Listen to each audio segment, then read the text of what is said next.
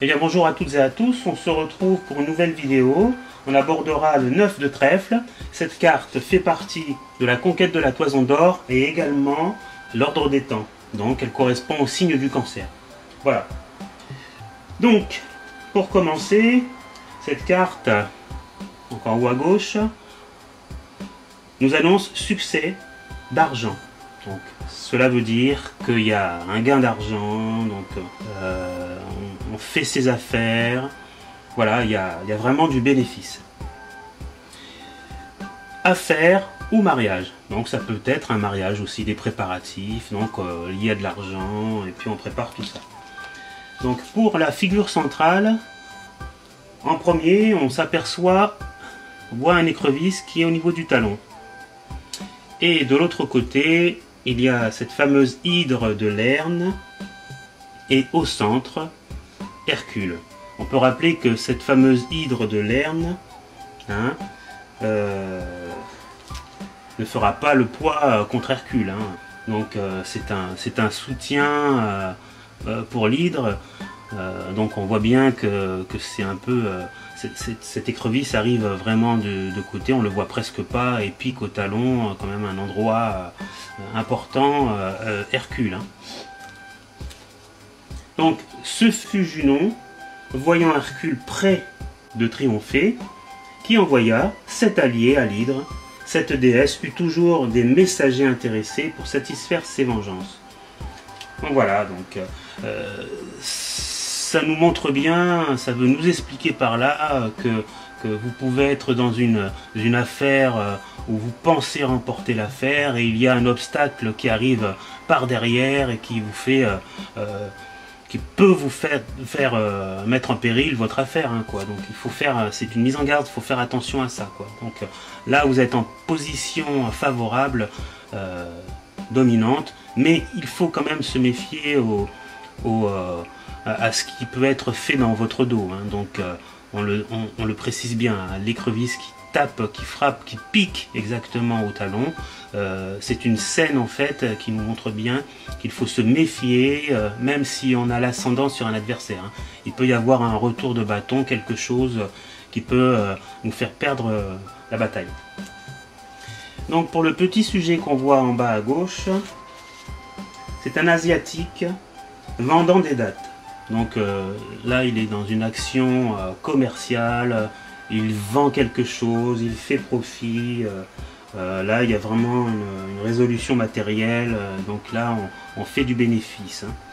De l'autre côté c'est carrément l'opposé, là lui on dit que c'est un juif qui compte ses écus, donc il y a des emprunts à gros intérêts, on nous met en garde du côté financier. Voilà.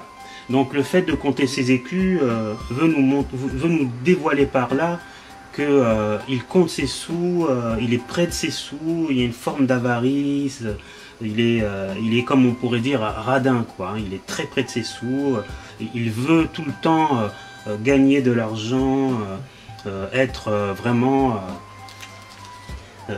il faut que l'argent en fait rentre. Donc voilà, il y a cette idée là, quoi, de garder, de ne pas donner, quoi.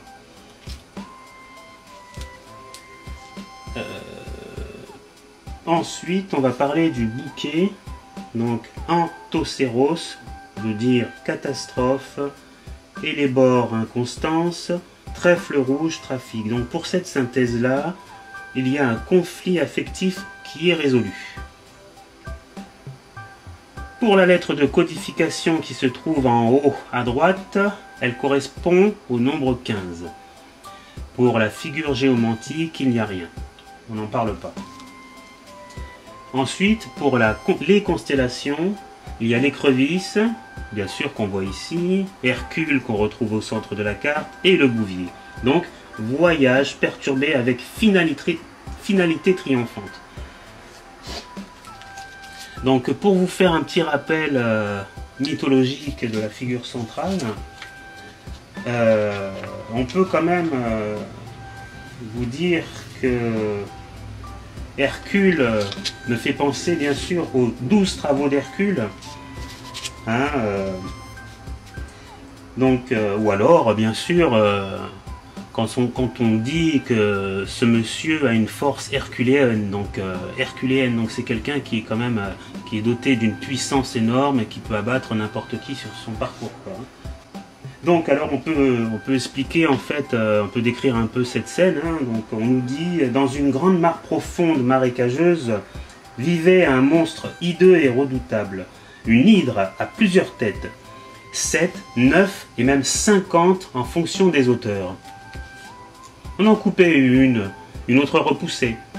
Le venin de cette créature était si fort qu'il suffisait d'une dose infime pour provoquer la mort. Cependant, la force d'Hercule lui permit d'affronter ce terrible ennemi.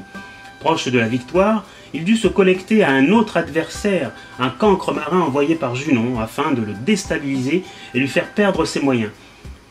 Toujours maître de la situation, malgré la morsure, Hercule écrasa l'intrus. Ce dernier siège maintenant dans la voûte céleste et représente le signe astral du Cancer. L'hydre de Lerne, quant à elle, fut tuée, Hercule ayant abattu toutes les têtes d'un seul coup. Psychologiquement, le marécage recèle tous les contenus de l'inconscient, qui se manifestent d'une manière plus ou moins violente et hideuse par l'ennemi de l'hydre et du cancre marin. Dieu et Héros, Hercule reste aujourd'hui l'archétype de la force et du courage, ainsi que l'emblème de l'énergie et de la combativité. Voilà ce qu'on nous dit. Donc il est clair, hein, que Hercule est vraiment un personnage fort, hein, qui va combattre l'hydre, malgré que l'écrevisse lui pique au talon. Il gagnera quand même cette bataille. Voilà. Merci.